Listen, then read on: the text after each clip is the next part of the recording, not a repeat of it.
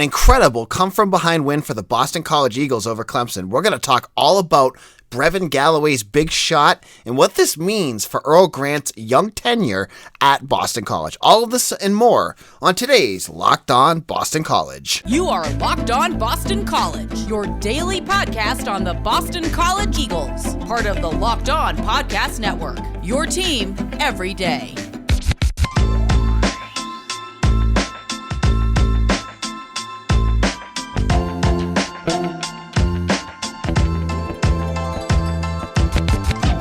This is Locked On Boston College. I am your host, AJ Black. Happy Monday, everyone. Today's episode is brought to you by Sonos. Experience the game like never before with Sonos Arc, the premium smart soundbar for TV, movies, music, gaming, and more. Visit Sonos.com to learn more.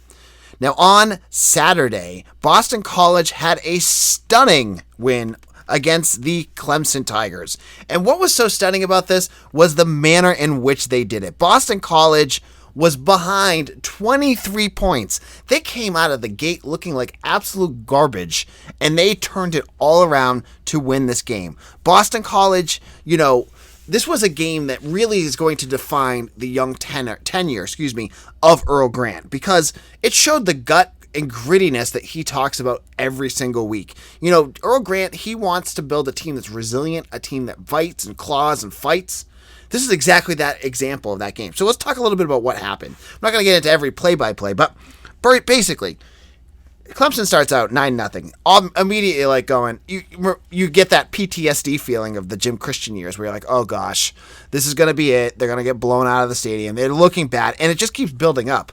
Halfway through the first half, they're down 30 by 33, 12 or something like that. And they build it up to 23 points. But credit to the Eagles. They start clawing back. And they got some big shots, of course, by Brevin Galloway by the end of the first half. And it's down to 8 points. They're starting to look a little bit like they're in this game. The second half comes, they start to chip away even more. Makai, Ashton, Langford had a bonkers second half. 17 points in the second half alone. He played out of his mind. But it was Galloway in the end who had that big three-pointer with 29 seconds left that put the icing on the cake. TJ Bickerstaff, he had the game-tying layup. Then Makai, Ashton, Langford hit a free throw.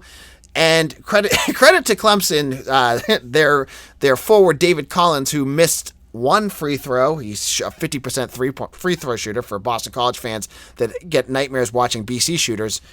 Imagine a 50% free throw shooter on your squad.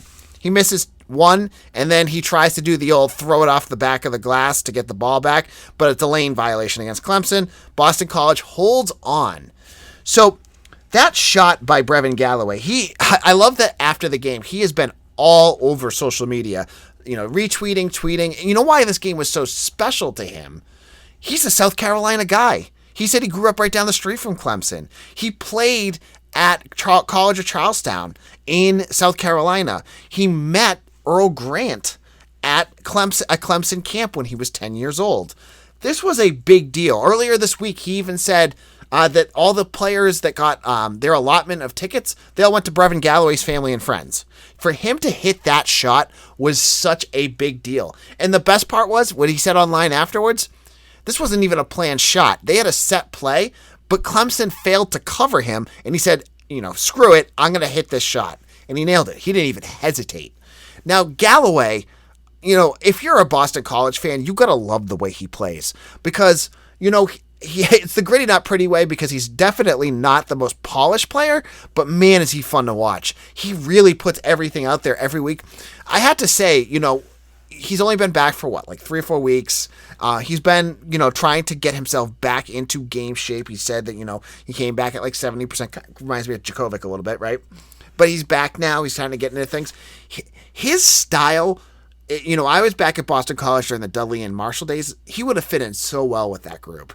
He's got that style, where, he's a leader. He's a big voice out there. I mean, he held back Earl Grant at one point from getting a technical foul. That was interesting.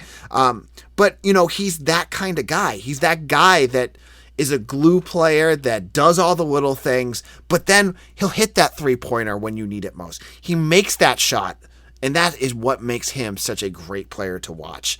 And it's a bummer that Boston College is only going to get him for 1 year, but enjoy it while he's here, because I don't think this is going to be the last time that Boston College is going to have a big shot from Brevin Galloway. There was so much to take out of this game.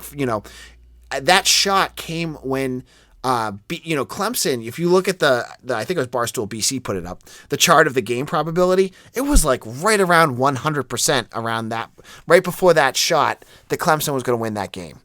And then all of a sudden it just cratered and go right down to BC. So it was a humongous moment for Boston College. And, you don't have to have huge expectations for this season. You don't have to think, okay, Boston College, anything less than the tournament is going to be a disappointment. I've said all year long that you want to see signs of life, that you want to see improvement from this team, and that is exactly what we saw yesterday. For the last 2 weeks, Earl Grant said it after the game, there have been all these close moments, but they haven't been able to finish out a game. They haven't been able to make those plays or do their scheme and their system the way that they want to for a full 60 minutes. They haven't been able to do that. So now they do it. They win against a team that I put it up in our preview post on bcbulletin.com. They had a 7.2% chance of winning against, and they beat them. Now that is a program-changing win.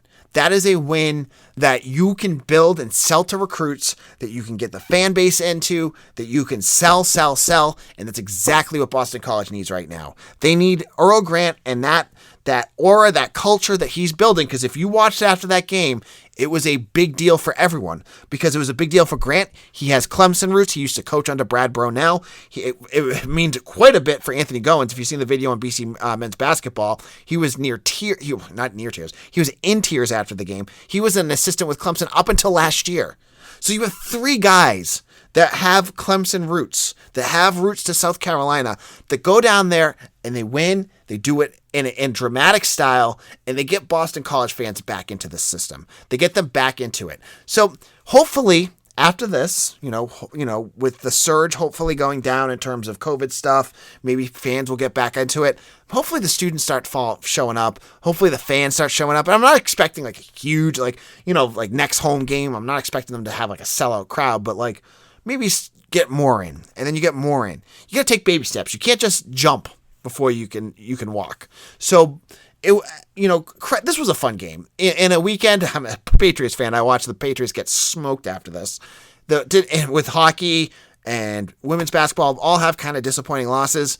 This was the crowning moment for Boston College sports, and honestly, probably the biggest BC moment so far of the season. I mean, for this 2022 year. This was a big-time deal for Boston College. Next, they get Louisville, who on paper, you're like, oh gosh, they're playing really well. But Chris Mack, their head coach, just said after yesterday's loss to Pittsburgh Saturday's loss to Pittsburgh, that this team is lost. He literally said that we're lost. So this is a perfect chance for Boston College to snipe them, to get a second straight ACC win. I mean, you're halfway through the season, whatever. You already have 3 ACC wins in a season where you weren't expected to win any. Boston College went into the season not expected to win any ACC games. They already have 2. They could have 3 by the end of next week. That is progress. That is showing you that you have the right coach, that is installing the right system. And yes, he's not perfect. I'm not saying Earl Grant is perfect. He's still making mistakes out there, and you call it when you see it. But you have to be happy where things are right now. And you can see the progress and know that next year when he starts to bring in his own guys, this team could be a lot of fun. Now, in a moment, I'm going to give you some updates on the Frank Cignetti news that we talked about last week, and we'll get into even more of the news from the weekend. But before we do that, I want to tell you about my friends over at Built Bar. It's the new year, so that means New Year's resolutions. If yours is about getting fit or eating healthier, make sure you include Built Bar in your plan. Built Bar is the protein bar that tastes like a candy bar, maybe even better than a candy bar because it's 100% covered in chocolate. It tastes delicious. It's not waxy or gross or gritty like some of those other protein bars. It tastes good. It's something you're going to want to eat. It's something I have every single day around 2:30 that gives me the energy and protein that I need to make it through my busy workday. Now, why I like the Built Bar, there are so many different flavors. They have all the original OG flavors that you might want to try. Things like mint brownie, salted caramel, cookies and creams, raspberry, peanut butter brownie, coconut almond. You name it, they have it. And the best part, 130 calories, 4 grams of sugar, 4 net carbs, and 17 grams of protein. That's going to give you the energy you need. And if you head over to Built.com, they have special limited time flavors, and some of these are incredible. But I don't want to tell you which they are right now, so you have to head over to Built.com and check those out. Go to Built.com and use promo code LOCK15 and you'll get 15% off your order. Again, use promo code LOCK15 for 15% off at Built.com. This is Locked On Boston College. AJ Black here. Thank you all for listening. We just kind of recapped Boston College winning against Clemson in a basketball game held on Saturday night. It was a big win for the Eagles. Congratulations to everyone involved. I know they were all out at getting milkshakes and it sounded like fried chicken sandwiches after the game. So congratulations to all of them. That was a big win, and hopefully they'll move on from that. Over the weekend as well, we're still waiting for complete the official news that Frank Cignetti has moved on to Pitt. We've heard from Pete Thamel, who again knows everything, and he usually knows it because he's been fed to it by the school. Pete Thamel, who is now part of ESPN.com. He had said that, but we haven't heard Cignetti. Cignetti did change his background on his Twitter handle. It used to be the Boston College sign. Now it's just his family. So I think it's coming. And again, if Thamel reports it, it's definitely happening. So where does Boston College go from here? Where do I think? We had Mitch Wolf come on, and I kind of gave you a little bit of my predictions. But I want to talk about some of the names I think are legitimately being tossed around.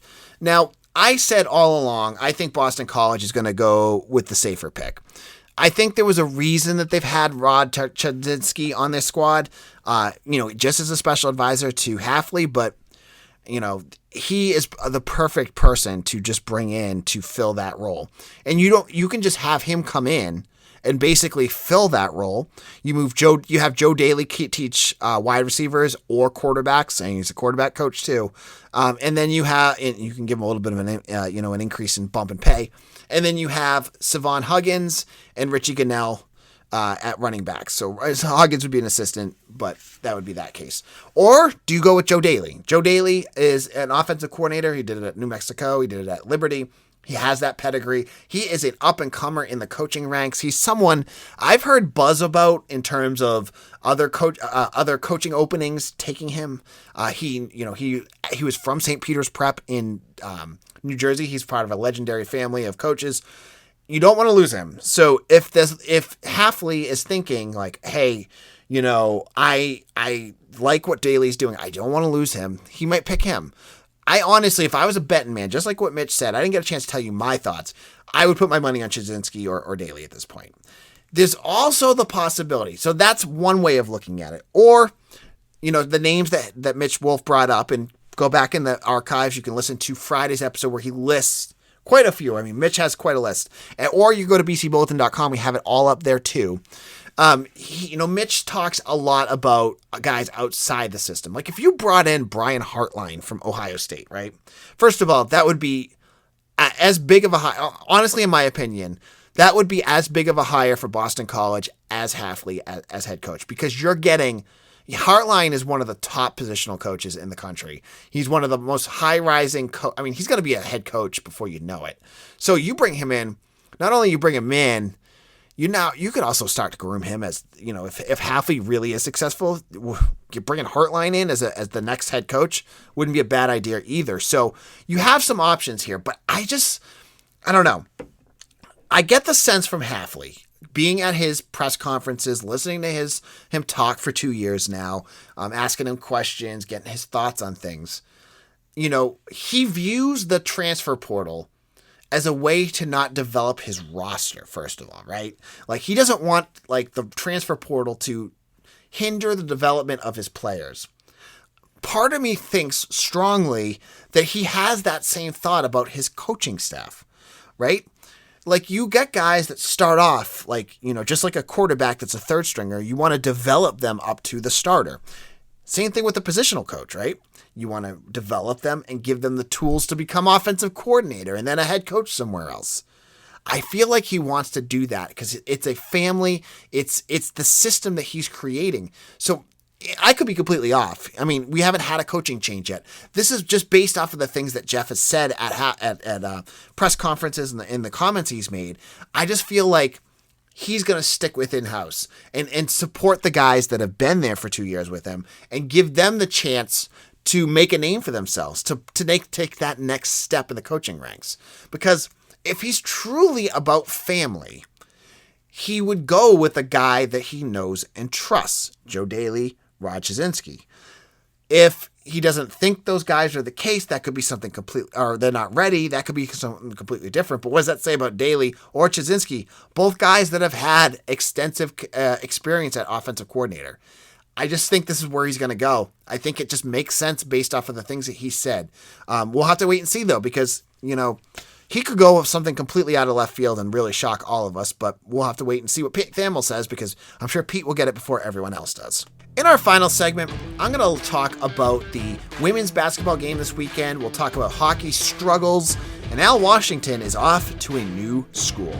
But before we do that, BetOnline would like to wish you a happy new betting year as we continue our march to the playoffs and beyond. BetOnline remains the #1 spot for all the sports wagering action for 2022. New year and a new updated desktop and mobile website to sign up today and receive your 50% welcome bonus on your first deposit. Just use our promo code LOCKEDON to get started. From football, basketball, hockey, boxing, and UFC right down to your favorite Vegas casino games, don't wait to take advantage of all the amazing offers available for 2022. BetOnline is the fastest and easiest way to wager on all your favorite sports. Head on over to BetOnline, where the game starts. This is Locked On Boston College, AJ Black. Let's chat about the weekend news. There was a lot of games and other things that you want to know about that happened this weekend. First of all, let's talk women's basketball. A team that's been playing really well. They won 3 straight ACC games. Well, they ran into number 2, number 3 Louisville, who had won 14 straight games heading into this matchup. And Boston College had been blown out by them. They lost by, I think, 30 to 40 points the last time they played. Credit to the Eagles. They hung in this game. They lost by 10 points, but they held their own against a very, very good Louisville team.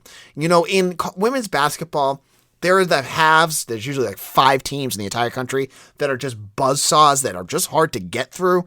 And there's the other teams. Louisville's in that class. It's Louisville, NC State, Baylor, UConn. Those are usually your guys, maybe Stanford some years. This year, it's Louisville. They got their 15th straight win against BC. But the fact that Boston College only lost by 10 points, they had a lead after first quarter, says a lot about this team. I think they're still in very good shape. The big moment in this game was a technical foul called on Boston College's bench as they stormed the field after stormed the court after a big shot. You can't let that kind of stuff happen. But in the end, they lost by 10, so it really wasn't that big. But it was one of those momentum things where Louisville was able to build on a big lead and kind of pad their lead against the Eagles. But solid output for the Eagles in this game. What was not a solid weekend was men's hockey, who dropped 2 games to UNH in a home and home. They lost on Friday night, and it was a close game. They ended up losing by 2 on an empty netter at the very end of the game. BC had their chances to win this one. They're playing shorthanded in these games because they're missing a bunch of guys that are out for the Olympics. So that's being said, you got to give them some credit for not playing with a full roster. That being said, they got blown out on Saturday night against UNH again. UNH is not a good team, and it's not good for your postseason resume when you lose two games against the bottom of the Hockey East.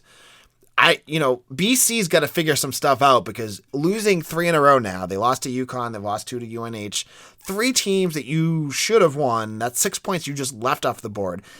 Hockey East regular season title seems like not a chance anymore. We're talking now, will this team even make postseason tournament?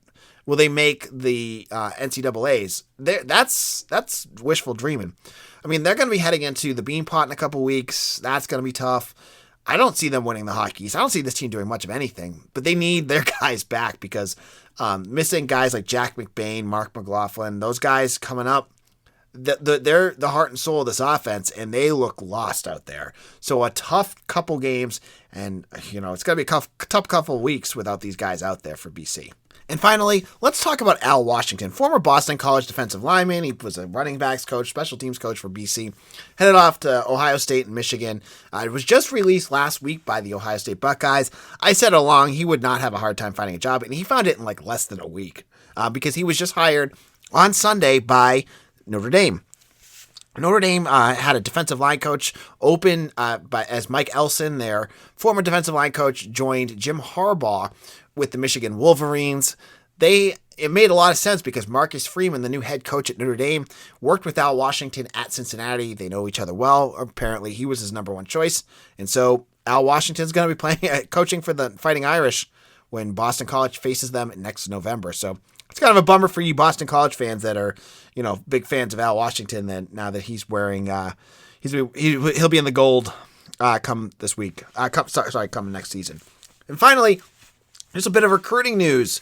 As two quick things, there is some buzz that there's going to be a new commitment coming for the class. I think it's the class of 2024. Check out Maroon and Gold forums. I have some premium information there on who I believe it is, based off of some knowledge I have. But bad recruiting news: Andrew Rapaglia, a tight end from Milton Academy, has committed to Michigan. Now, this is one of the big ones from Massachusetts. He was a 4-star tight end. He had been visiting Boston College. He had them in their top groups. Michigan just put the pressure, and he ended up at Michigan. Boston College already has a trio of commitments from Massachusetts. 2 of them are 4 stars. But this is a big class from the Bay State that Boston College is going to really want to hit on. Rapaglia a miss, but there's a lot of other guys that they can look at. Samuel Ukanlola, there is Ronan Hannafin. There's a bunch that are coming up, so we'll have to wait and see who they go after. Thank you all for listening. On tomorrow's show, we'll jump into more talk about all the things going on in Boston College sports. You're going to want to check that out. We'll start previewing basketball for this week, and talk about everything in between. If you have not done so already, please follow us on YouTube. Just look up Locked On Boston College. Hit that subscribe button.